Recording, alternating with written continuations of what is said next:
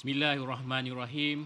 Assalamualaikum warahmatullahi wabarakatuh. Salam sejahtera, salam biru warna. Bersama saya Ahmad Hisham bin Zainal Abidin.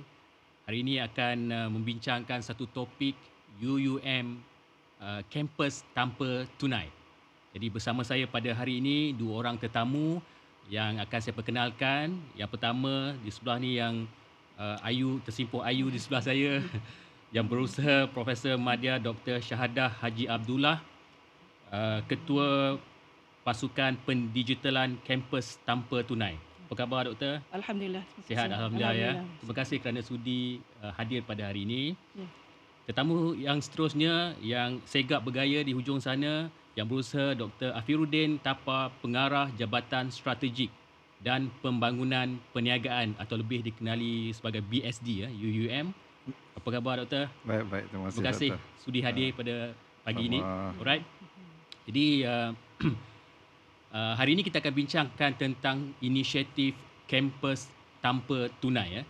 Dan saya nak mulakan perbincangan kita pada pagi ini dengan sedikit mengimbau sejarah lah.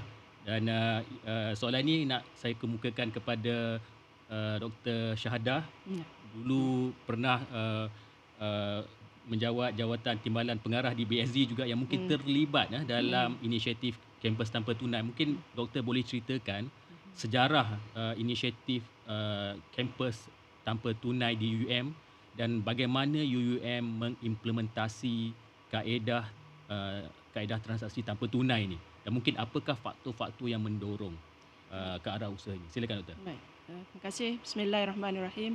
Assalamualaikum warahmatullahi wabarakatuh. Terima kasih kepada Tuan Moderator, Associate Profesor Dr. Hisham ya. Pada asasnya pengimplementasian transaksi tanpa tunai di UUM telah bermula sejak tahun 2018 lah. Tetapi pada ketika itu kita belum lagi mengenali PayNet sebenarnya, tidak didedahkan tentang PayNet. Jadi pada ketika itu terdapat vendors lah yang datang kepada kita, contohnya Boost, Touch and Go dan juga Keeples.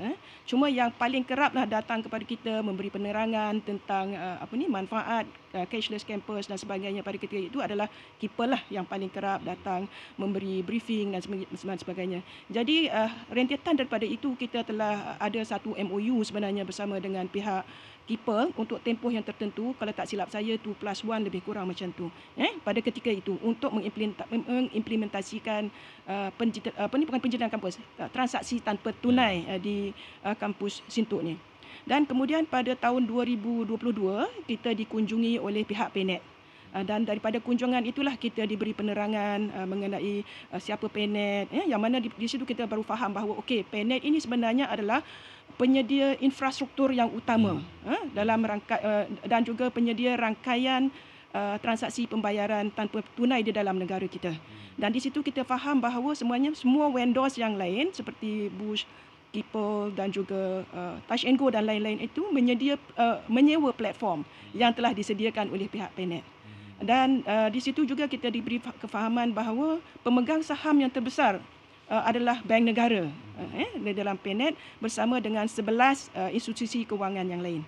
Dan daripada situ juga kita diberi kefahaman bahawa kalau sekiranya kita menggunakan transaksi tanpa tunai melalui platform yang disediakan oleh PayNet, contohnya Duit Now QR dan sebagainya, tiada charge tambahan yang dikenakan ataupun tiada charge yang dikenakan ke atas pengusaha, dan juga tiada tempoh delay yang dikenakan. Dan benda ni sebenarnya adalah merupakan kunci ataupun faktor utama yang memberi motivasi kepada kita untuk kita meyakinkan para pengusaha. Sebab sebelum ni walaupun kita dah ada bersama dengan Keepel dan sebagainya ataupun kita cuba introduce lain-lain terminal vendors, antara rejection utama, penolakan utama daripada kalangan pengusaha adalah merupakan isu MDR, yang mana charge tambahan, charge yang dikenakan ke atas setiap transaksi yang berlaku. Dan juga tempoh delay, contohnya kalau berlaku pada hujung minggu, ya, jadi 2+1. Maksudnya pengusaha tidak terus mendapat wang perniagaan mereka secara langsung. Jadi apabila kita diberi kefahaman oleh pihak PayNet bahawa sekiranya mereka bertukar kepada QR, Duit Now QR dan sebagainya, tiada charge yang dikenakan, sebab PayNet ni tidak mengambil keuntungan ataupun dividen ke atas platform yang disediakan oleh pihak mereka. Jadi itulah antara motivasi utama kepada kita untuk kita meyakinkan kepada pengusaha untuk walaupun sebelum ni kita terangkan tentang manfaat, kelebihan dan sebagainya, itu tidak memberi motivasi sebenarnya kepada pengusaha. Ya. Sebab mereka memikirkan tentang MDR dan juga delay itu. Okey. Dan seterusnya pada tahun 2023 kita telah menyahut cabaran program penjitilan kampus tanpa tunai, yang mana program ini adalah merupakan program usaha sama di antara pihak PNET dan juga pihak KPT. Dan rentetan daripada program ini juga kita telah menerima dana daripada PNET lah untuk menyemarakkan lagi projek kampus tanpa tunai di UiM Sintuk. Okey. Maksudnya di peringkat awal 2018 UiM telah pun meneroka inisiatif ini.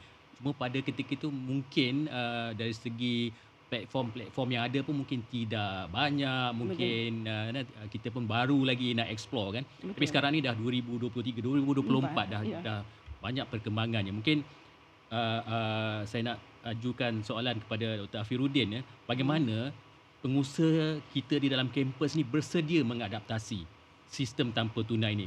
Kita telah pun introduce mulai 2018, tapi seperti apa yang Dr. Syahadah perkatakan tadi, di peringkat awal tu agak tak berapa nak pergi, tak berapa nak disambut kita punya cabaran tu. Mungkin ada cabaran. Apakah cabaran yang mereka hadapi dan apakah perubahan yang perlu mereka lakukan untuk menjayakan inisiatif ni? Silakan Doktor. Okey, terima kasih Dr. Hisham. Okey, untuk peniaga ni saya kata untuk tahun ni memang kita tekankan tentang kepentingan cashless ni. Sebarang dalam surat setuju terima ataupun perjanjian di antara universiti dan juga peniaga, kita akan masukkan klausa di mana penggunaan cashless ni perlu diutamakan. Perlu diutamakan. Jadi dalam sesi temu duga bersama peniaga pun kita tekankan adakah mereka bersedia, sebab itu adalah satu syarat dalam rubrik pemilihan peniaga. Mereka mesti bersedia menggunakan cashless system di dalam kampus. Itu satulah. Dan kalau tadi kata cerita, kita untuk peniaga ni, kita ada peniaga-peniaga lama ni, kadang dia dia tak ada masa, kadang dia kata nak pergi bank, nak pergi buka pula kan. So untuk kita dalam mengatasi perkara ni, kita bekerjasama dengan institusi kewangan. Okey. Kita berbincang di peringkat Jabatan Strategi dan Pengurusan Perniagaan, kita berbincang untuk package-package yang istimewa kepada peniaga-peniaga kita. So kita bawa bank-bank ni datang ke kampus, membuka akaun, membuka untuk QR code, terminal, soundbox. So alhamdulillah kita nampak banyak peniaga kita dah ada lah. Jadi perubahannya dah makin baik, makin positif, dan ianya juga telah ditetapkan surat SST, surat setuju terima berniaga dalam UiM telah menetapkan. Jadi suka tak suka, sukar tak sukar, terpaksa bersetuju dengan syarat yang telah ditandatangani ini. Dan hopefully kita harap para peniaga kita tidak ada masalah untuk meneruskan ataupun untuk berubahlah kepada yang belum berubah. Tapi mungkin saya rasa statistiknya ramai yang dah berubah. Okay, soalan seterusnya, apa manfaatnya?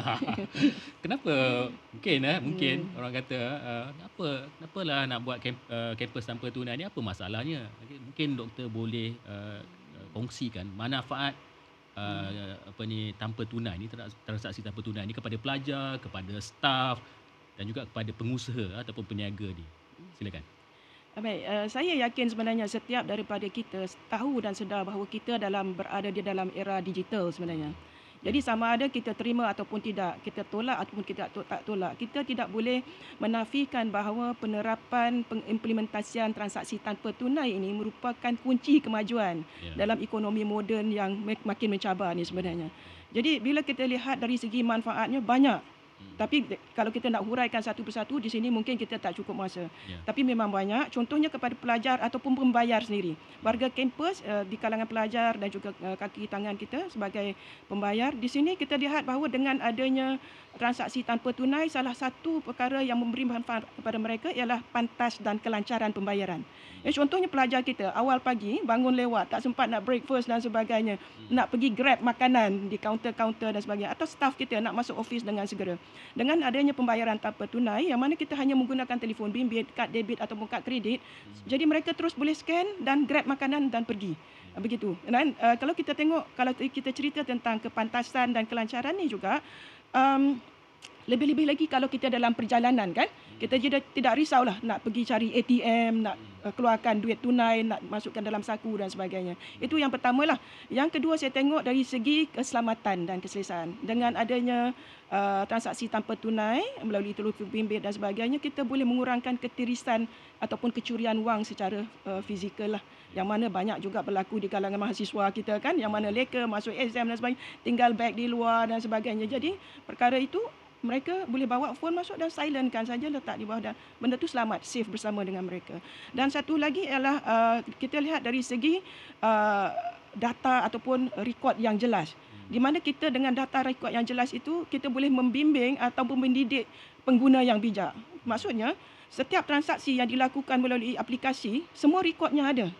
Jadi bagi pengguna bijak, mereka tahu, okey, hari ini saya dah spend RM50 dah, kena kontrol dulu. Tak boleh ikut nafsu nak spend lagi. Jadi dengan data yang ada, manfaat dia di sini, pengguna-pengguna di kalangan mahasiswa kita tahu bagaimana nak mengontrol, mengawal perbelanjaan mereka. Kan?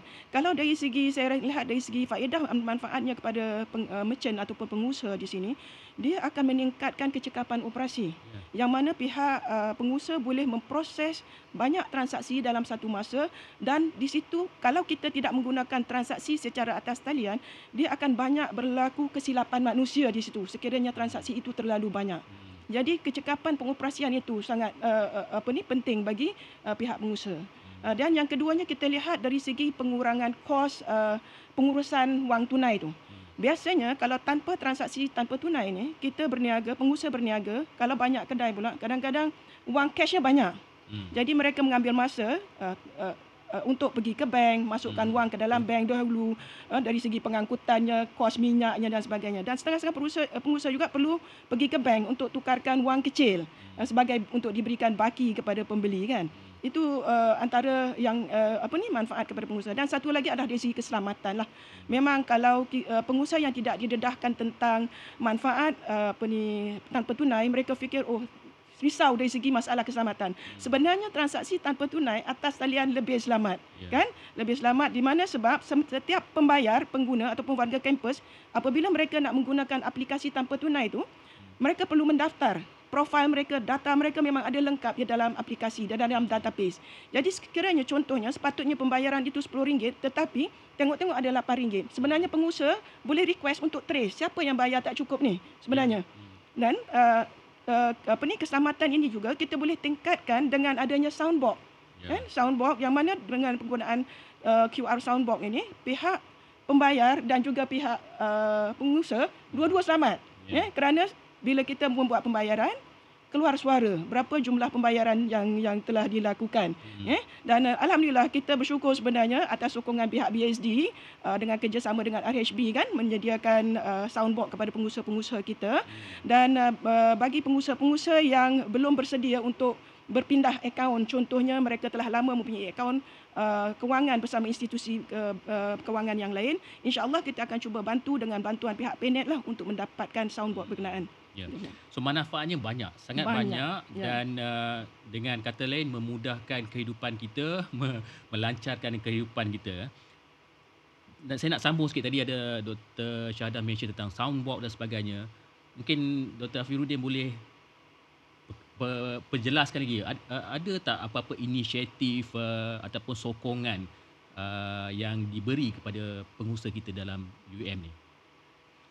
Betul lah. Sokongan tu kita memang kita bawa institusi kewangan, macam tadi Dr. Syahadah kata RHB, dan kita bukan dari satu institusi kewangan. So kita satu bank, kita bawa pelbagai bank. So pelbagai bank yang untuk bekerjasama dengan peniaga, dan untuk kita sediakan satu macam tadi QR code, tapi ada juga pelanggan yang dia lebih suka menggunakan kad, maksud touch card, debit card, terminal. So kita juga menyediakan, maksudnya kita untuk ada peniaga ada terminal. Sebab bila terminal ni kita boleh bayar guna kad, dan setengah orang dia tak suka nak scan. Dia rasa lambat, so dia touch. Dan dengan kecanggihan teknologi sekarang, dengan di handphone, di jam, kita boleh letak kita punya kad di situ. So dengan sentuhan tu transaksi berlaku. Ya. Cuma kalau saya nak sambung sikit, kita tidak menetapkan mana-mana platform dan juga tidak menetapkan mana-mana institusi perbankan kan Oh, untuk tidak. itu apa ni, UEM terbuka. Maksudnya Terbuka, pada ya. sesiapa yang sama ada institusi perbankan maupun platform-platform yang nak promote platformnya, Yep. kita happy untuk terima. Jadi kita Betul. pulangkan kepada pengusaha untuk memilih mana-mana yang mereka selesa kan. Betul, Ya. Dr. Syam. Okey. Alright. Terima kasih. Ada juga ni Dr. Syadah, orang tanya ni apa pasukan pendigitalan kampus tanpa tunai ni? Dia macam confused because keliru sedikit kerana usaha ni sebenarnya dulu ni diuruskan ataupun dimulakan oleh BSD. Tetapi pada tahun 2004 ni ada pasukan ni pula. Mungkin boleh cerita sikit apa pasukan ni apa dan juga apa objektif dia. Silakan. Baik, terima kasih. Baik, basically alhamdulillah sebenarnya pelaksanaan penjitilan kampus tanpa tunai kita ni mendapat sokongan penuh ataupun mendapat dorongan penuhlah daripada pihak pengurusan atasan universiti, termasuk pihak bendahari dan juga pihak BSD sendirilah. Yang mana untuk kita memantapkan lagi penjitilan kampus tanpa tunai, sebab dulu kita fokus kepada cashless semata-mata, tetapi kita ada, kalau bila kita relate dengan KPT, dia ada agenda-agenda yang akan datang lagi seterusnya dan sebagainya. So alhamdulillah kerana kita mulakan dengan kampus tanpa tunai ini dan kita memang mendapat sokongan penuh lah daripada pihak pengurusan atasan, dan yang mana kita 12 orang daripada pelbagai latar belakang kepakaran telah dilantik sebagai jawatan kuasa pelaksana. Kerja kita melaksanalah, maksudnya pelaksana penjitilan kampus tanpa tunai. Yang mana alhamdulillah daripada 12 senarai yang dilantik ini sangat committed dalam area yang telah diberikan, dalam task yang diberikan masing-masing, menjalankan dengan penuh komitmen yang sangat tinggilah, kadang-kadang mesyuarat tengah malam lah dan sebagainya kan, di luar waktu bekerja, datang hujung minggu dan sebagainya. Alhamdulillah. Jadi sebenarnya kita punya peranan utama ini adalah selari dengan matlamat pembangunan mampan negara lah, yang mana dipanggil SDG itu sesuai dengan untuk memastikan kelestarian rakyat dalam menghadapi cabaran dunia digital. Jadi apa tugas kita buat di sini ialah kita berusaha untuk memupuk kesedaran dan juga membudayakan penggunaan tanpa tunai dalam transaksi dalam kalangan warga kampus. Di samping itu juga kita bersedia untuk menerima sokongan, memberi sokongan berterusan, sama ada sokongan itu kepada pihak pembayar, maksudnya pelajar dan juga staf, dan juga kepada pengusaha. Sekiranya contohnya pelajar-pelajar baru belum biasa menggunakan QR code dan sebagainya, kita akan cuba bantu untuk macam mana mereka nak gunakan. Dan pengusaha-pengusaha yang baru nak set up, kita akan bantu untuk set up. Jadi untuk melancarkan aktiviti pemupukan pembudayaan dan juga sokongan berterusan ini, juga kita telah wujudkan bilik gerakan yang mana kita sewa sendiri dengan BSD sebagai bilik gerakan dan juga pusat informasi, yang mana pihak sama ada pelajar ataupun pengusaha yang ada masalah dan juga memerlukan bantuan kita boleh menghubungi kita ataupun terus pergi ke bilik gerakan lah untuk mendapatkan sokongan. Dan lokasi bilik itu di mana? Di West City Mall, kedai nombor 11 ya. Kedai nombor 11 di sebelah dengan merchandise BSD ya. Kami betul. Bersebelahan. So para peniaga, para pelajar yang ada masalah tentang transaksi tanpa tunai boleh ke situ ya. Teruskan silakan. Ya. Selain daripada 12 orang pakar yang dilantik ini, kita juga ada melantik 25 duta pelajar. Yang mana 25 duta pelajar ini adalah dalam kalangan pelajar yang kita dah menembual mereka. Kita memilih pelajar yang committed, berwibawa dan juga mempunyai perwatakan yang menarik, yang mudah didekati oleh warga kampus dan juga pengusaha-pengusaha sekiranya mereka ada masalah memerlukan bantuan sokongan daripada pihak kumpulan jawatankuasa pelaksana penjitilan kampus ini. Okey, maksudnya pasukan ini adalah pasukan yang membantu, tetapi dia ada berbentuk sementara kan, sementara pasukan yang membantu universiti untuk menjayakan inisiatif transaksi tanpa tunai tapi akhirnya satu hari nanti akan kembali balik ke BSD untuk meneruskan. Ini hanya sementara saja untuk bantu orang kata mempercepatkan ataupun memantapkan lagi lah inisiatif transaksi tanpa tunai ni. Okey, soalan seterusnya kepada Dr. Afiruddin. Tadi ni ada mention sedikit tentang manfaat transaksi tanpa tunai. Cuma yang ni saya nak bawa ke arah di mana pada 1 Julai 2024 Jabatan Bendahari mengeluarkan satu perkeliling tentang transaksi tanpa tunai di semua PTJ termasuk pusat pengajian. Jadi mungkin Dr. Afiruddin boleh terangkan lebih lanjut tentang perkara ini dan apa yang dapat apa manfaat yang diperolehi daripada inisiatif ini. Silakan.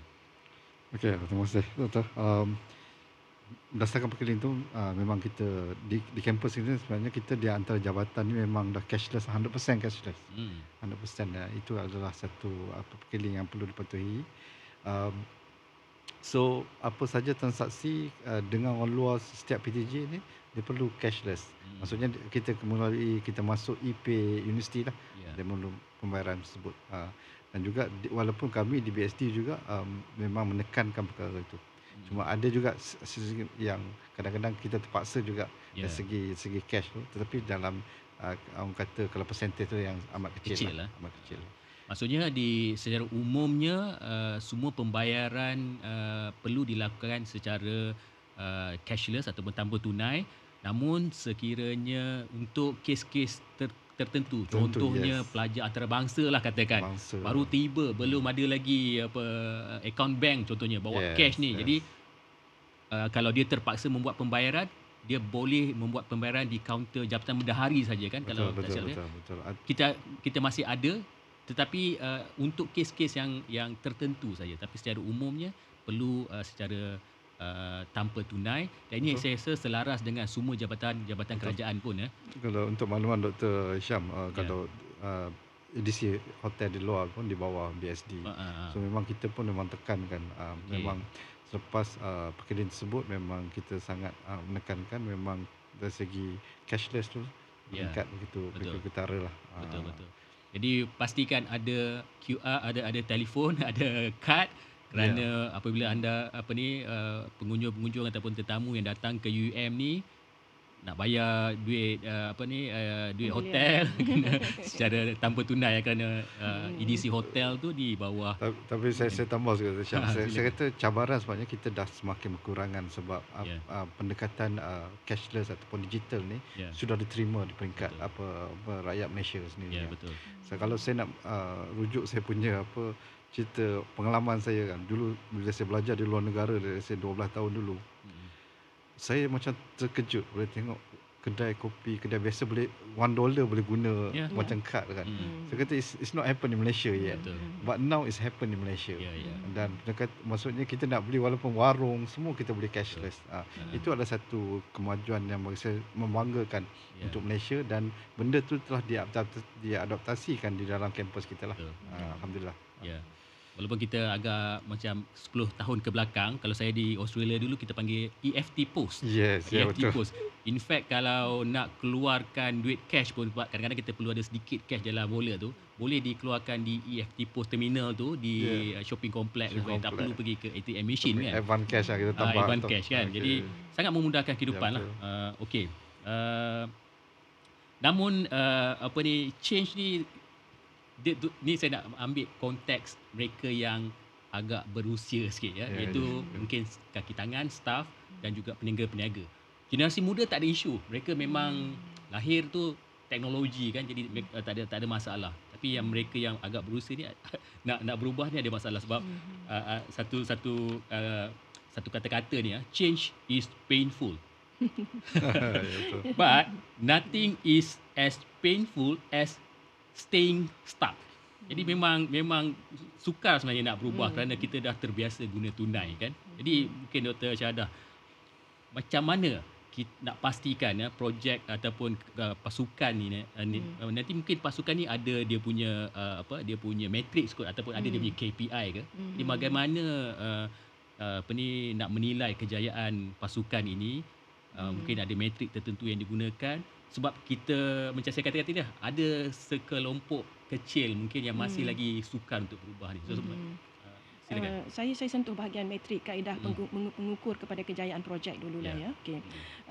Pada asasnya memang kita ada kaedah untuk mengukur dari segi pencapaian projek lah. Daripada 3 perspektif lah. Yang pertama kita melihat dari segi perspektif pembayar ataupun pengguna itu sendiri. Yang kedua kita melihat dari segi perspektif pengusaha. Yang ketiga adalah dari segi penurunan kadar transaksi tunai di kaunter bendahari Universiti Utara Malaysia. Okey. So kita pengukuran dari segi para penggunanya ialah kita lihat dari segi sejauh mana kefahaman pengguna terhadap pengimplementasian kampus tanpa tunai ini dan sejauh mana penerimaan mereka. Dan kita buat analisis mengikut kiraan peratusan lah sebenarnya. Jadi alhamdulillah daripada analisis yang kita buat pada bulan Jun yang lepas, kita dapati bahawa lebih daripada 95% warga kampus sebenarnya sedar bahawa kita sekarang ni tengah berusaha untuk menyamarakkan lagi usaha pelaksanaan kampus tanpa tunai ni. Kita dalam usaha memupuk pembudayaan, membimbing dan juga memupuk pembudayaan tu. Maksudnya daripada 95% lebih ni dah sedar dah kita tengah usaha ke arah tu. Dan kita insya-Allah dengan bantuan tim ambassador kita identify yang mana lagi 5% ini yang belum lagi terdedah. So kita menggunakan mereka ini sebagai jentera kita yang secara efektifnya mereka pergi one to one punya conversation. Maksudnya consultation secara satu persatu, secara berdepan untuk kita memberi kefahaman kepada mereka tentang pembudayaan pelaksanaan kampus tanpa tunai ini. Dan dari segi analisa kita juga kita dapati 97% warga kampus UUM sebenarnya walaupun 95 yang sedar kita tengah buat enhance, tetapi 97% lebih yang memang menggunakan transaksi tanpa tunai di dalam UUM ini. Dan daripada jumlah tersebut juga lebih daripada 77% warga kampus memang menggunakan transaksi tanpa tunai setiap hari. Setiap hari di dalam kampus ni. Dari segi kita tengok dari segi perspektif pengusaha pula, memang kita sebelum ini kita dah adakan pengimplementasian kampus tanpa tunai ini ataupun transaksi tanpa tunai ini sejak tahun 2018 yang saya katakan tadi. Tetapi analisa kita sehingga penghujung 2023 dalam 50% sahaja yang menggunakannya. Penerimaan itu. Maksudnya mereka menerima transaksi tanpa tunai di premis penerimaan mereka tu dalam 50%. Tetapi setelah kita melaksanakan aktiviti promotion yang kita lakukan aktiviti pemasaran kita atas talian, bawah talian contohnya dengan TikTok, Facebook, Instagram, kontes yang kita buat kontes yang sampai waktu yang menang award di waktu perasmian dan sebagainya, itu sebenarnya secara langsung telah membuka mata warga kampus termasuk pengusaha itu sendiri sebenarnya yang betapa pentingnya keperluan kepada transformasi tanpa tunai ini kepada tanpa tunai. Yang mana kita tengok lebih daripada 90% pengusaha telah menerima sebenarnya transaksi tanpa tunai di premis perniagaan mereka. Itu dari segi pengusaha lah. Dan kita tengok pula dari segi kesannya di kaunter bendahari. Kita tengok transaksi tunai di kaunter bendahari pada bulan Januari 2024 iaitu kalau tak silap saya 281 bilangan purata bulanan dia lah. Pada bulan Januari kita dapat 281. Tetapi kita tengok dia punya graf tu menurun. Pada bulan Jun hanyalah 143 sahaja. Maksudnya bacaan tu dah menurun. Di situ kita nampak impak kesedaran tu, usaha itu telah memberi kesan lah dari segi kesedaran dalam kalangan warga kampus untuk melaksanakan transaksi tanpa tunai ni. Dia kesedaran tu saya rasa ramai yang sedar kerana kita pasukan telah menaikkan streamer di tiang-tiang lampu di seluruh kampus, ada billboard dan sebagainya kan. Cuma dia nak berubah tu dia macam ada satu nak tak nak ni. Okey Dr. Hafidin, apa yang mungkin kalau nak tambah, nak lanjutkan Okey. sikit daripada tu, apa yang kita boleh bantu? Okey, terima kasih doktor. So kita memahami kadang tadi kalau kita untuk dos yang orang kata yang veteran sikit lah. Veteran sikit. So kalau QR code ni bagi dia orang sekarang dia nak buka, nak scan. That's why kita menggalakkan peniaga-peniaga kita ada terminal. Ya. Sebab terminal ni kita kita panggil orang kata kita ada contactless payment Ya. di bawah 250 ni. Betul. So dia tak perlukan pin code apa. Sentuh kad bayar. Betul. So benda ni bagi saya ia membantu banyak dari segi menggalakkan penggunaan cashless. Ya. Sebab dia membantu. Ya. So I think pengusaha-pengusaha perlu mempertimbangkan penggunaan terminal selain QR code. At least ada QR code, okey. Tetapi kalau boleh dipertimbangkan menggunakan terminal, kerana penggunaan terminal ni boleh memberi lebih keyakinan kepada setengah-setengah pengguna kita yang tak berapa confident tu, kerana contohnya tadi ni kalau contactless hanya dalam RM200 kan. Jadi 250. lebih daripada 250 tu kena masuk PIN. Ya, Ni betul. lebih orang kata lebih ada keselamatan lah. Ya, betul. Kalau QR tu boleh terus je 800 ke 1000 boleh kan. Jadi kita kena juga fikirkan di perspektif pengguna kita yang mungkin mereka ada kategori kumpulan ini dia concern, dia risau. Jadi mungkin pengusaha-pengusaha boleh consider lah, tapi at least ada QR lah. At least ada QR dulu. Kalau belum mula, QR dulu. Kemudian kalau dah biasa mampu untuk adakan, mungkin Dr. Afiruddin ada maklumat tentang kalau nak beli terminal ni berapa sebenarnya lebih kurang kos dia. That's why kita dia terminal dia datang sekali dengan package bersama dengan institusi perbankan lah. Okey. Contoh macam RHB yang kita bawa masuk ni dia memang QR code dan juga terminal. Dan juga dia bagi soundbox sekali. So sekarang bank-bank lain yang approach kita pun memang kita minta supaya dia ada terminal. Dan yang bagusnya terminal ni ialah terminal daripada institusi kewangan atau perbankan. Dia bukan third party. Macam kalau ada third party, that's why yang peniaga yang risau sebab duit tu dia akan floating. Dia akan terapung, lambat masuk. Tapi kalau direct dengan bank, floating dia traditional ni esok masuk ke dalam account. Dan ia terjamin sebab dia sistem orang kata institusi kewangan di Malaysia yang dijamin di bawah IPDM. Kau lah boleh bagi range kalau kita tak nak bagi spesifik kan. Bagi range yang nak, kalau kata ada peniaga yang mendengar ni kan, berapa kos untuk nak dapatkan package tu? Lebih kurang lah kata. Dia ada terminal dia ada charge lah, tapi pada kadar yang rendah lah sewaan. Tapi macam kita bawa masuk bank-bank kita bawa masuk ni, dia memberi free sewaan untuk beberapa tahun. Adalah dia punya ni. Cuma dia ada kadar yang di-charge kan apabila menggunakan terminal. Tapi bagi saya kadarnya sangat rendah lah. Kalau tak silap lebih kurang satu bank dia charge 0.09%, tak sampai 1%. Sikit saja. Maksudnya dapat terminal free tapi charge sedikit lah untuk dia ada charge daripada penggunaan transaksi. I think, tapi sebenarnya dia boleh menggalakkan jualan bagi perniagaan tersebut. Betul.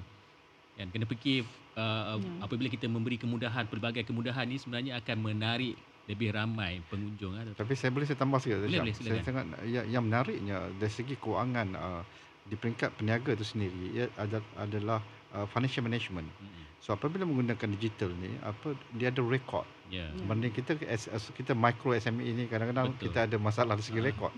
So apabila penggunaan dari segi digital ni, dia ada rekod. Statement dia boleh tengok berapa transaksi dan juga boleh mengelakkan isu-isu dalam perniagaan adalah kehilangan duit. Apabila pekerja kadang-kadang ada berlaku kehilangan duit. So dalam penggunaan digital ataupun cashless ni, ia bagi saya melenyapkan isu-isu tersebut. Betul. Jadi banyak manfaatnya. Okey, dan kita sebenarnya dah nak ke penghujung cepat masa lalu. Kan? Jadi mungkin soalan terakhir kepada Dr. Syahda dulu. Mungkin ada apa-apa strategi ataupun perancangan terkini yang akan dilaksanakan untuk menarik perhatian atau menggalakkan sama ada pengguna di kalangan pelajar ataupun staf maupun pengusaha untuk menggunakan transaksi tanpa tunai ni. Baik, bagi kumpulan pelaksana penjenayaan kampus tanpa tunai, kita teruskan sebab kita melaksanakan aktiviti di fasa demi fasa lah. So sekarang kita di fasa keempat, yang mana kita meneruskan perancangan kita di fasa keempat ini, antaranya ialah kita akan cuba membantu pihak pengusaha dari segi penyediaan QR code lah yang standard, kalau yang ada yang ingin berubah kepada bentuk standard yang kita sediakan, ataupun yang belum ada sekiranya. Ada setengah-setengah pengusaha yang baru nak berjinak untuk transform daripada tunai kepada tanpa tunai, mereka belum ada QR code dan sebagainya. Kita akan menyediakan QR code kepada mereka, membantu mereka menyediakan QR code lah. Dan kita rancang QR code ini yang kita keluarkan adalah bentuk yang standard. Maksudnya dalam bentuk corak yang sama lah dengan material yang sama kita gunakan sebagainya untuk melihatkan dari segi, untuk memperlihatkan dari segi kita kata ini adalah cashless campus dalam UUM punya brand. Dia punya kita kata kita punya appearance of the QR code. Corporate image itu. Ada image, ada corporate image-nya begitu. Dia ada keseragaman tu. Keseragaman, ya. Yang kedua kita akan teruskan juga dari segi sokongan berterusan, terutamanya yang mana-mana yang tadi Dr. Afi menceritakan tentang pihak RHB Bank datang dengan package soundboard dan sebagainya, dan saya yakin biasanya pihak RHB Bank datang dengan soundboard, of course mereka datang dengan support pemasangan dan sebagainya. Cuma kepada pengusaha-pengusaha yang macam saya kata tadi, mereka dah lama ada akaun yang lain yang sukar untuk berubah, untuk melompat kepada RHB Bank katalah, dan mereka ingin menggunakan soundboard dan sebagainya. So kita akan usaha untuk mendapatkan soundboard daripada sokongan PNET, maksudnya daripada institusi kewangan berkenaan, dan kita akan bantu dari segi mungkin pemasangannya dan sebagainya kepada pihak pengusaha. Maksudnya kita try our best lah untuk support dari segi pengusaha lah. Dan sebelum ini antara usaha yang kita lakukan juga, kita buat kan kita ada buat kontes dalam social media, contohnya pertandingan poster, pertandingan TikTok kan, TikTok yang membentuk pembudayaan itu cashless tu kan. Itu yang kita buat pada bulan Jun yang lepas. Dan fasa keempat ini kita merancang sebenarnya, tetapi bergantung kepada keupayaan kewangan kita lah. Kita merancang untuk kontes di kalangan pengusaha pula, yang mana pengusaha-pengusaha yang mempunyai transaksi tanpa tunai paling tinggi di premis mereka, kita akan pilih sebagai pemenang. Jadi di sini jangan risaulah bagi pengusaha yang pengusaha perniagaan yang kecil. Mungkin kata tak acilah, kami punya satu terminal saja, satu akaun saja. Bagaimana dengan VMAT yang banyak akaun? Kita akan bagi purata lah. Contohnya kalau VMAT ada 5 terminal, kita akan bagilah kepada 5. So kita akan tengok ke atas satu akaun tu. Maksudnya yang mana-mana merchant yang mempunyai transaksi tanpa tunai paling tinggi, mungkin kita akan pilih sebagai pemenang. Itu antara strategi yang kita buatlah untuk fasa keempat ni. Cuma yang paling terbaru, warga kampus tunggukan, kita ada tim terjah sebenarnya. Kita panggil terjah tanpa tunai. Ini terjah tanpa tunai, yang mana melalui program ini skuad terjah kami akan berada di merata-rata tempat, yang mana warga kampus yang sedang bertuah, yang sedang melakukan transaksi tanpa tunai di premis perniagaan di dalam UUM, kemungkinan anda diterjah sebenarnya. Dan sekiranya anda diterjah, anda akan mendapat barangan tersebut secara percuma kerana kami akan membayarkan untuk anda, dan anda juga boleh menambah item-item tertentu dengan nilai yang saya rasa agak lumayan. Dan terjahan ini bukan sedikit, dalam sebulan kita target antara 120 hingga 150 terjahan, yang mana dalam seminggu ada lebih kurang antara 30 hingga 40 terjahan yang akan berlaku, insya-Allah. Menarik tu. Jadi pastikan bila nak bayar tu tengok-tengok kalau ada tak orang nak terjah ni, dan berdoa agar diterjah, kerana apabila diterjah akan dapat hadiah lah, hadiah tunai Okey. Dr. Firudin, mungkin ada promosi dari BSD ke apa ke, dan kata-kata akhir sebelum kita tamatkan, silakan. Okey, terima kasih Dr.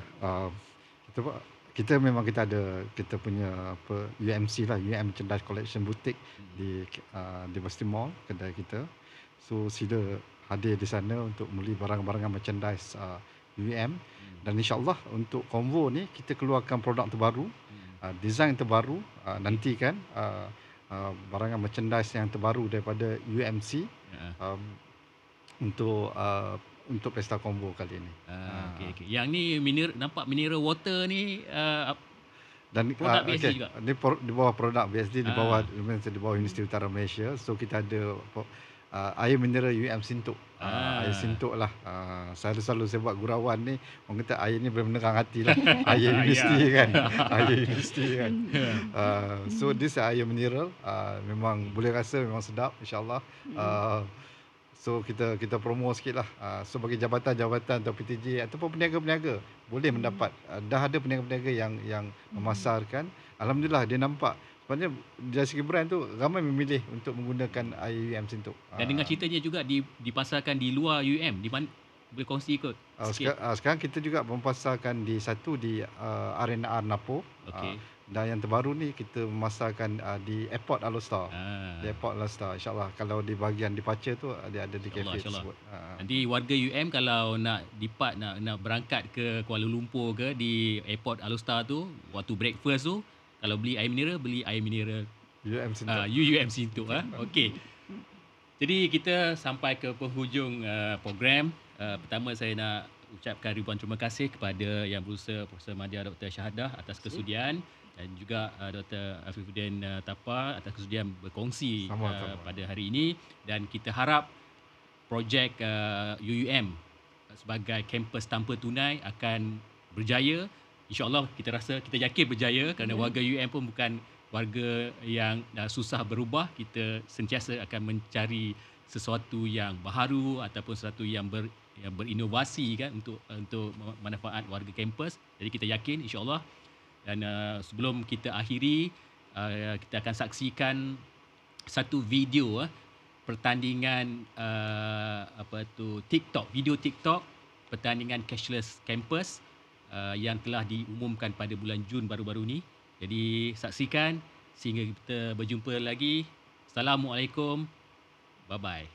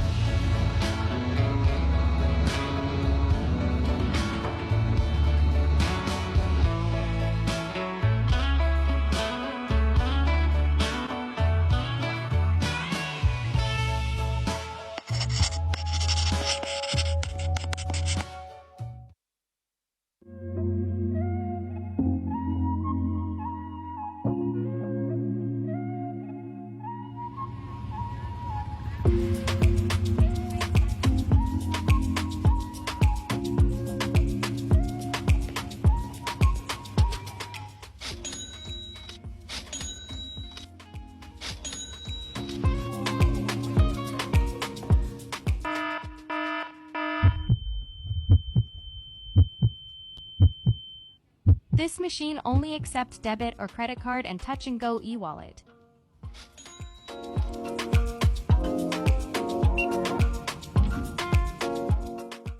Dek, stop. Ni kenapa tak pakai helmet ni? Nak kena saman dah ni. Cik, saya cash pun tak ada ni, nak kena saman pun. Tak payah. Sekarang ada online dah. E-pay kan ada.